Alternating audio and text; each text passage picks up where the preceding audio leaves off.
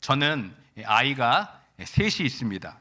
첫째 노아, 둘째 아론, 셋째 레아, 이렇게 세 명의 자녀가 있습니다.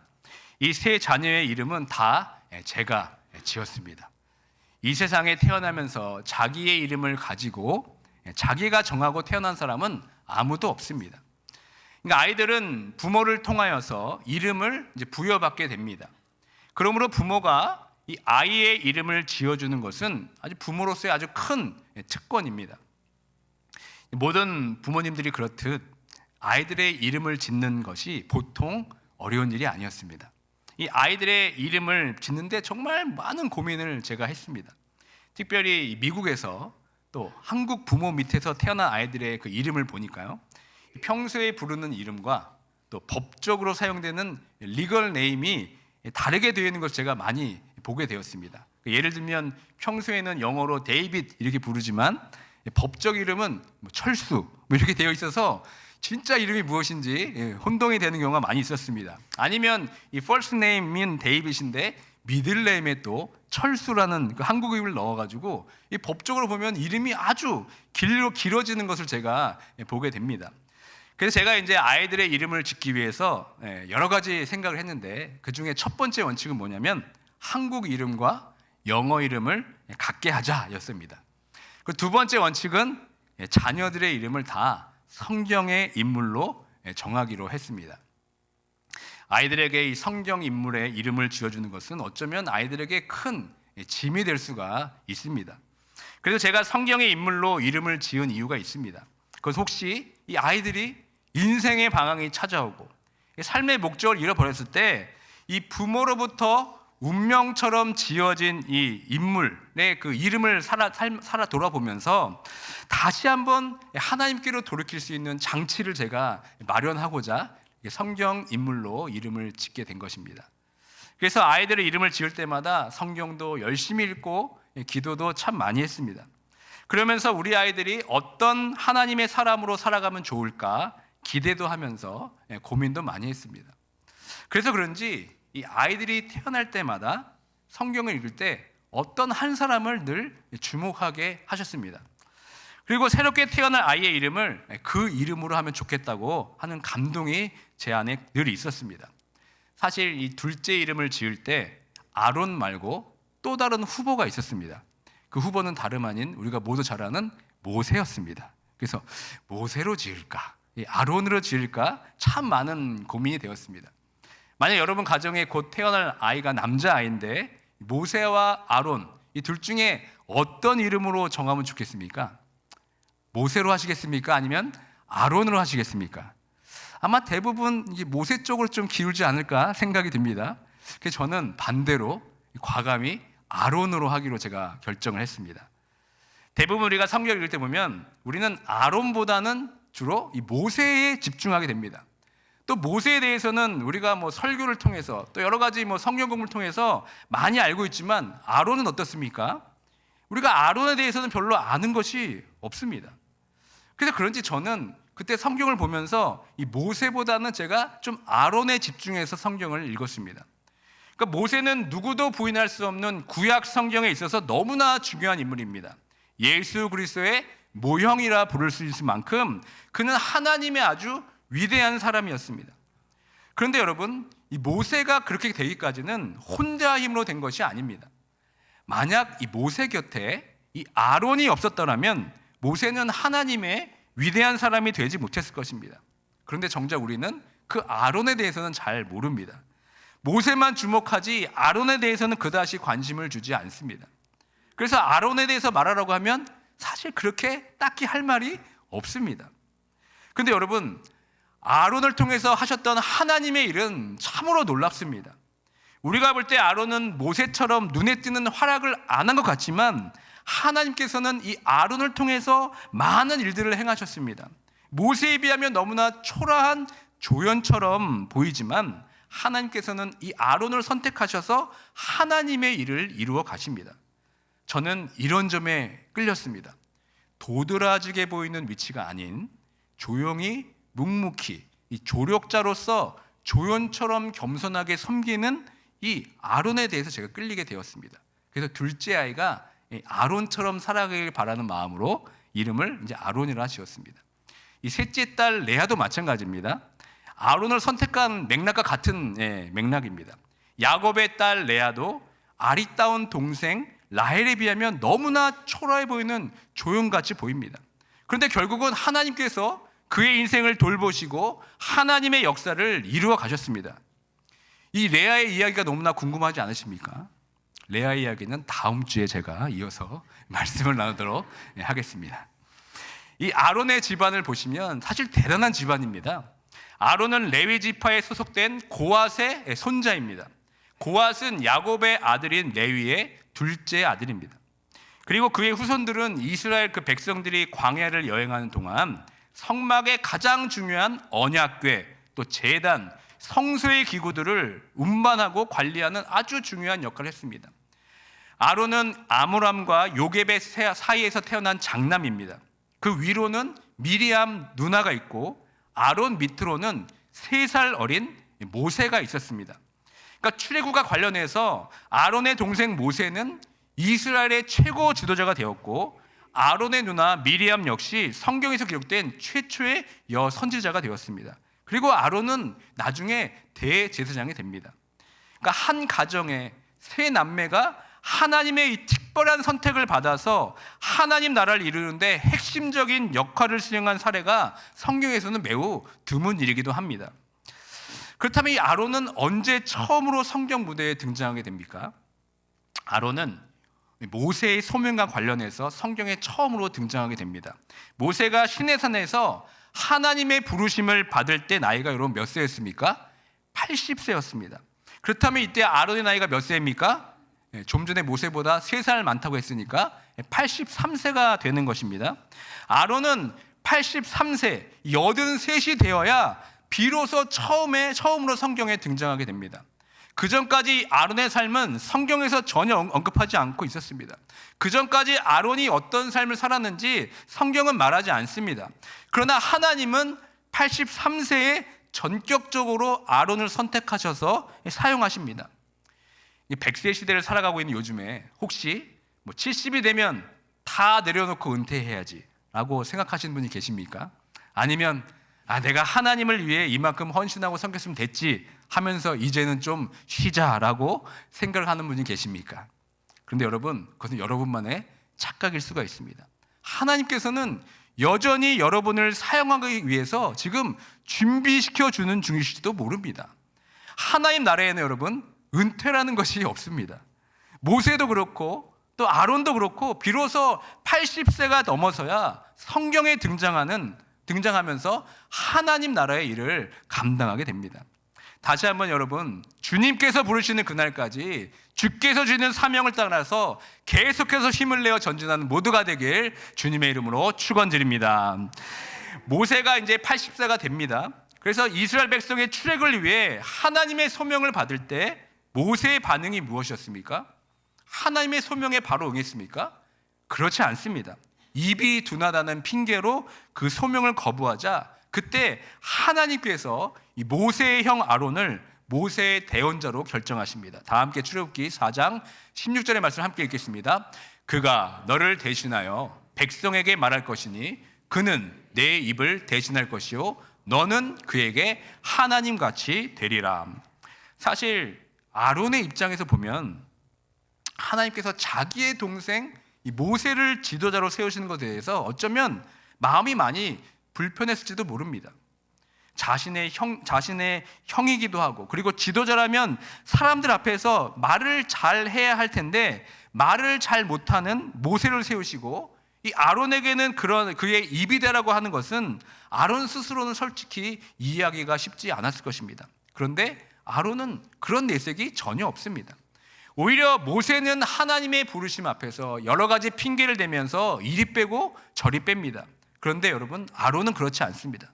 그저 하나님 말씀에 묵묵히 순종하게 됩니다.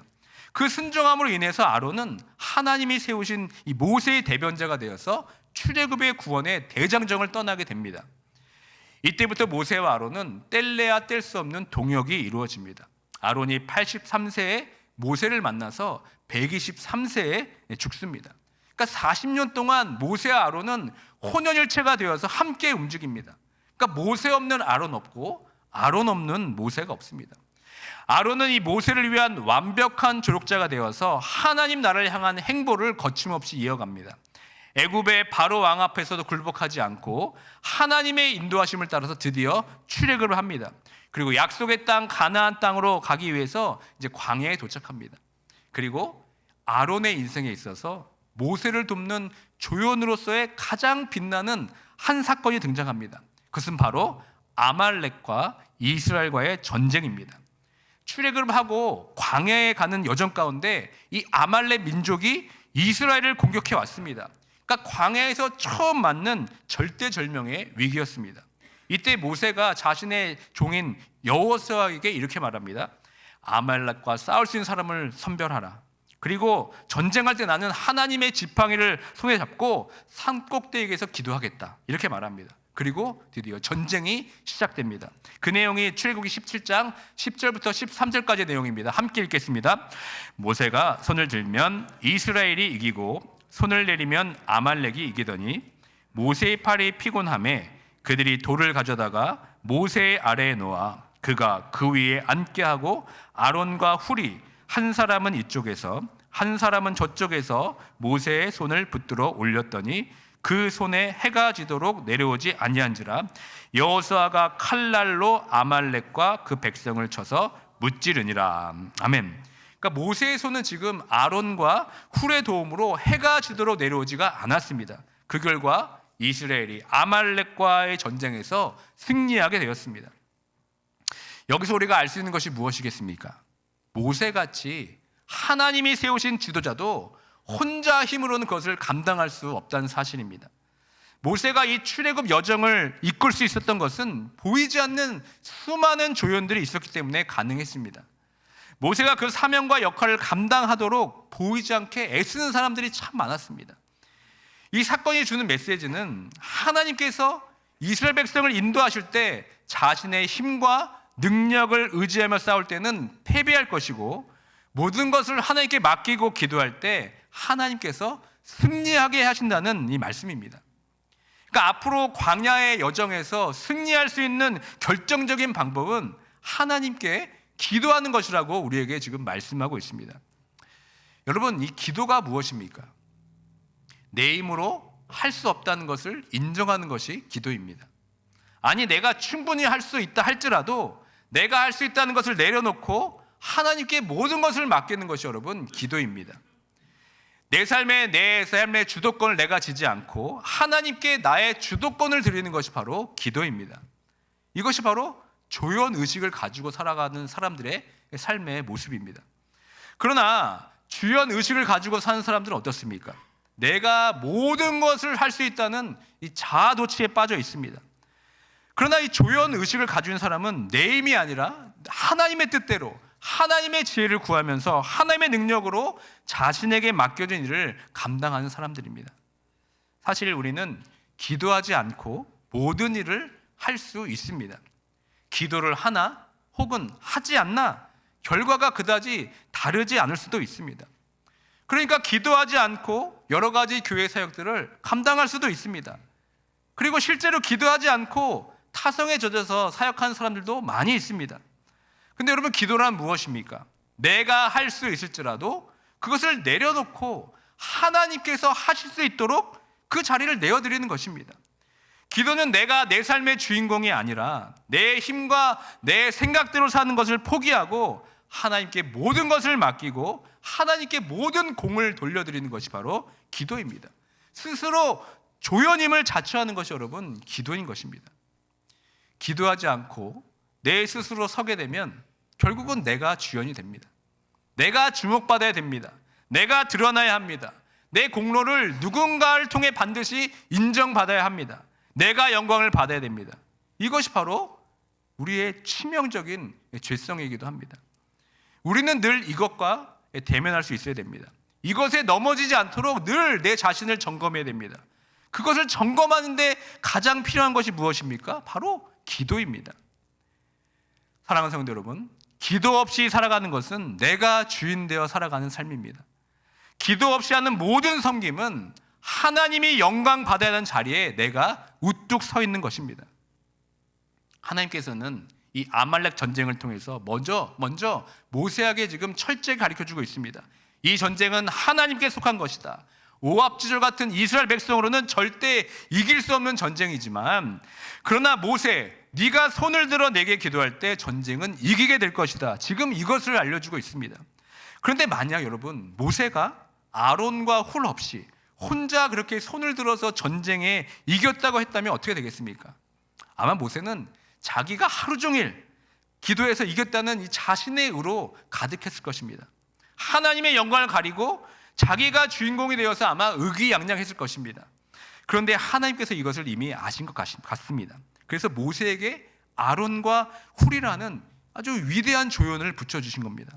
그 기도의 동력으로 아말렉 전쟁을 승리하게 하셨습니다. 이것을 통해 우리는 무엇을 알 수 있습니까? 하나님은 나의 기도로만 살게 하지 않는다는 것입니다. 하나님은 우리 모두의 기도를 원하고 계십니다. 여러분들은 아론과 훌과 같은 이 기도의 동력자가 있으십니까? 아니면 여러분들이 누군가의 아론과 훌과 같은 기도의 동력자가 되고 계십니까? 이 교회란 이 서로를 위해 기도의 손을 들어주는 사람으로 세워지는 공동체가 되어야 합니다.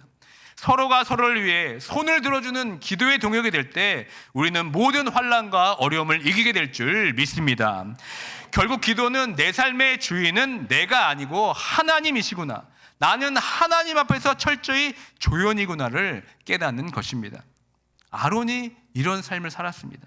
기도를 통하여서 출애굽 여정의 모든 과정에 모세와 동고동락하면서 자신의 위치에서 선을 넘지 않고 철저하게 하나님을 섬기고 모세를 섬겼습니다.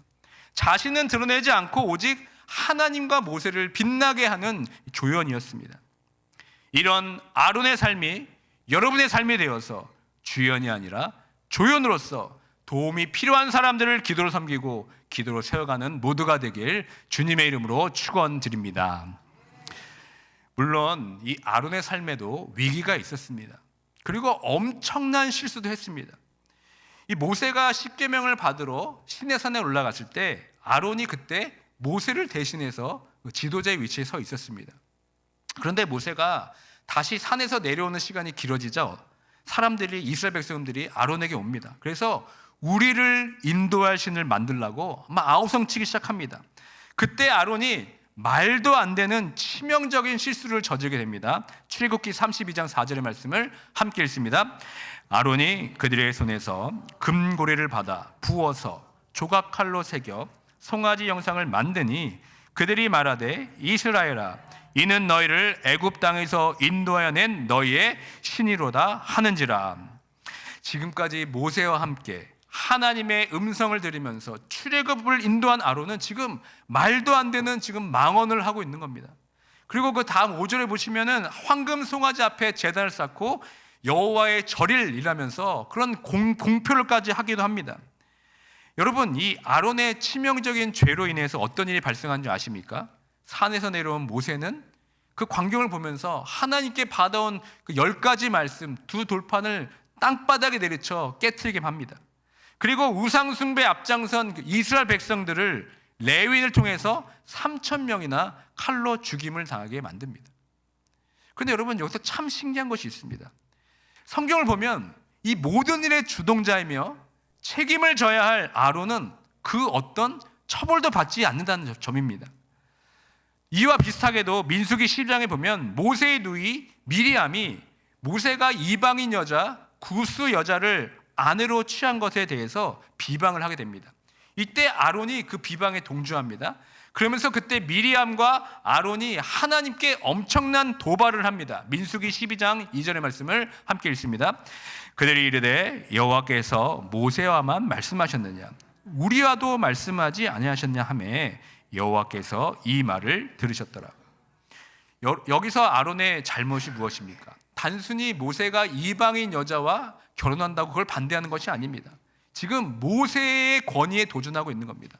그리고 시기심도 발동합니다. 그래서 하나님의 뜻을 온전히 분별하고 있지 못하는 것입니다. 이때 하나님께서 모세, 아론, 미리암을 회막으로 나오라 하십니다. 그리고 하나님께서 그들에게 진노하십니다. 그러면서 즉각 미리암에게 나병을 발견하게 합니다. 그러나 이때도 마찬가지로 미리암과 함께 모세를 비방하였던 아론은 하나님의 심판을 받지 않습니다. 오히려 아론은 즉시 회개하고 오히려 모세에게 미리암의 병을 낫게 해달라는 중보 기도를 요청하게 됩니다. 그래서 황금 송아지 사건인 때와 같이 아론은 하나님의 진노를 또 피하게 됩니다. 제가 성경에서 이런 부분을 보면서 이 아론의 삶이 참 특별하다는 것을 제가 보게 됩니다. 분명 하나님께 심판받아서 마땅할 짓을 했음에도 불구하고 아론은 오히려 하나님의 진노에서 벗어나게 됩니다. 그리고 오히려 민수기 17장에 가보시면 하나님께서 이 아론의 자손을 통해서만 하나님을 섬기는 제사장직을 이어갈 수 있도록 공인시켜주는 사건이 등장합니다. 그것이 무엇입니까? 바로 아론의 쌍난 지팡이 사건입니다. 그러니까 이 사건 전에 민수기 10장에 보시면 고라와 다단과 아비람과 250명의 지휘관이 모세와 아론의 지도력의 문제를 삼고 모세에게 반역을 하는 사건이 등장합니다. 한마디로 지금 쿠데타가 일어난 것입니다. 그때 하나님께서 모세와 아론에게 반역을 한 자들 심판하기 위해서 어떻게 됩니까? 땅이 갈라지고 불이 나와서 그들을 다 불살라버려 죽여버립니다. 그리고 그 다음 17장에 와서는 아론에 대한 쌍난 지팡이에 대한 이야기가 나옵니다. 여호와께서 지팡이에다가 각 지파의 족속의 이름을 쓰라고 명령하십니다. 그리고 레위 지파 이름에는 아론의 이름을 쓰라고 말합니다. 그리고 지팡이를 증거계 앞에 두라 하시고 자신이 택한 자의 지팡이에 싹이 날 것이라고 말씀하십니다. 그 말씀이 민수기 17장 8절의 말씀입니다. 함께 읽습니다. 이튿날 모세가 증거의 장막에 들어가 본즉 레위 집을 위하여 낸 아론의 지팡이에 우미 돋고 순이 나고 꽃이 피어서 살구 열매가 열렸더라. 이 아론의 쌍난 지팡이를 통해서 하나님께서는 앞으로 아론 자손을 통해서만 제사장직을 독점할 수 있도록 선언하신 것입니다. 이 사건은 그동안 12지파 가운데 다른 지파들과 레위 지파 안에서 일어났던 아론에 대한 여러 가지 도전에 대해서 완전히 종지부를 찍은 사건이 되게 됩니다. 이것을 통해서 하나님께 주신 권위에 반항하는 자들을 원천적으로 봉쇄하는 사건이 되는 겁니다. 이로 인해 아론의 권위는 하나님과 하나님 사람 앞에서 영원히 인정을 받게 됩니다. 그래서 하나님의 임재가 있는 법궤 안에 세 가지 물건을 두게 하시는데 그것이 무엇입니까? 만나 항아리, 십계명 두 돌판, 그리고 바로 아론의 쌍난 지팡이가 됩니다. 하나님께서 이스라엘 백성들에게 만나 항아리와 십계명, 그 다음에 아론의 쌍난 지팡이를 보면서 그때의 사건들의 의미를 영원히 기억할 것을 명령하신 것입니다. 그렇다면 아론이 말도 안 되는 실수를 저지르고 무지한 짓을 했지만 어떻게 이런 엄청난 권위와 인정을 받게 되었겠습니까? 모세처럼 어떤 대단한 활약한 것 같지가 않고, 그리고 하나님 앞에서 죽어도 마땅한 실수와 잘못에도 불구하고 하나님께서 그를 살려주셨습니다. 그리고 오히려 하나님께서 그를 대제사장으로 세워주셨습니다. 여러분, 대제사장의 역할이 무엇입니까? 그것은 하나님과 사람들 사이에 있는 중보자입니다. 백성들이 거룩하신 하나님 앞에서 나올 수 없기 때문에 대제사장 아론이 자신의 죄와 백성들의 모든 속죄를 위해서 희생 제물을 바치는 역할을 한 것입니다. 그러나 이것은 아무나 할 수 있는 것이 아니죠. 그것은 오히려 자신의 죄에 대한 용서와 은혜를 아는 자만이 이 역할을 할 수 있다는 겁니다. 그러니까 아론이 이것을 안 깨닫게 된 겁니다. 자기가 몇 번이나 하나님 앞에서 죽어도 마땅한 일을 했음에도 불구하고 나를 살려주신 그 하나님의 은혜를 분명히 깨닫게 된 것입니다. 아론은 영영 죽을 수밖에 없는 죄에서 건진받은 은혜를 자신의 삶 가운데서 몸소 깨닫게 되었습니다. 이런 은혜를 자신의 삶 가운데서 철저히 깨달았기 때문에 하나님께서는 그의 중심을 보셨고 아론을 대제사장으로 선택해 주신 것이 아니겠습니까? 그렇기 때문에 그는 하나님의 말씀에 순종하면서 하나님 앞에서 온전한 조연으로 살 수 있게 된 것입니다.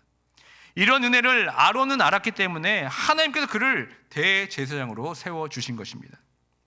이제 아론은 자신의 말을 하면서 사는 삶이 아니라 하나님의 말을 전하는 살아가는 인생이 되었습니다. 자신이 주인공 되어 살아가는 삶이 아니라 모세와 하나님을 빛나게 하는 조연으로 철저하게 살게 되었습니다. 하나님은 이런 아론을 선택하셔서 대제사장의 아주 귀한 직분을 위임하신 것입니다. 예수 그리스도로 구원받은 우리들은 예수 그리스도께서 십자가에서 우리의 속죄의 제물 되어주시는 말미암아 이제는 우리가 직접 하나님께 나아갈 수 있는 은혜를 얻게 되었습니다. 이것을 베드로전서 2장 9절 상반절에서 이렇게 고백합니다. 함께 읽습니다. 그러나 너희는 택하신 족속이요 왕같은 제사장들이요 거룩한 나라요 그의 소유가 된 백성이니. 아멘. 우리가 그 예수 그리스도의 은혜로 말미암아 우리는 왕같은 대제사장이 되었습니다. 우리는 예수 그리스도 그 십자가 구속의 은혜로 말미암아 이미 아론과 같은 제사장 위치에 우리가 서 있게 된 것입니다. 늘 하나님 앞에서 거룩한 백성으로 우리가 부르심을 받았습니다. 또 그뿐만이 아닙니다. 그리고 아론처럼 자신의 말을 하며 사는 삶이 아니라 하나님의 말을 하며 사는 삶으로 우리를 부르셨습니다. 베드로전서 2장 9절의 하반절 말씀 함께 읽습니다. 이는 너희를 어두운 데서 불러내어 그의 기이한 빛에 들어가게 하신 이의 아름다운 덕을 선포하게 하려 하심이라. 아멘.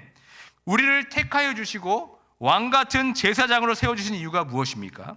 성경은 우리가 죄의 어둠에서 생명으로 나오도록 구원의 빛을 비춰주신 그 예수 그리스도의 은혜를 세상에 전파하기 위해서 우리를 부르셨다고 분명히 말씀하고 있습니다. 아론처럼 죄에서 건진받아 우리를 왕같은 제사장으로 삼아주신 것은 바로 이 예수 그리스도의 아름다운 구원의 덕을 선포하라고 주신 사명인 줄 믿습니다. 조연의식을 가지고 살아가는 사람들은 자신의 말을 하며 사는 사람들이 아닙니다. 하나님, 그 예수 그리스도의 아름다운 덕을 선포하는 사람들이 바로 이 조연의식을 가지고 살아가는 사람들입니다. 내 말을 하는 것이 아니라 하나님의 말을 하는 대언자로 우리는 살아가야 됩니다. 여러분들의 말을 한번 살펴보시길 바랍니다. 여러분이 수없이 내뱉는 그 말 가운데 하나님의 아름다운 덕을 전하는 말이 얼마나 많이 여러분 선포되고 있습니까?